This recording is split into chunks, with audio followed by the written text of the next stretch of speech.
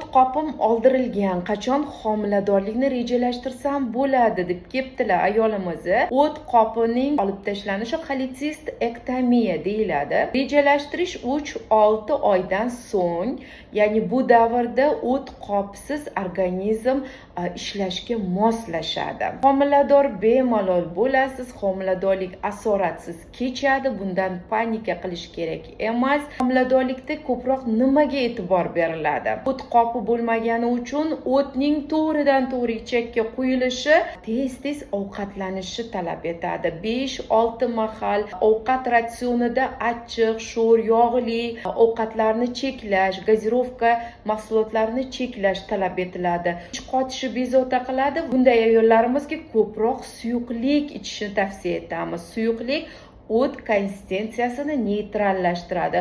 9 oy mobaynida sizga nazorat kerak bo'lsa, mana protokol asosida gastroenterolog bilan birgalikda qon tahlili va kontrol UZI dinamik tekshiruvlarni yo'lga qo'yib, nazorat qilishimiz mumkin. Undan oldin sahifamizga obuna bo'ling va bizni kuzatishni davom eting.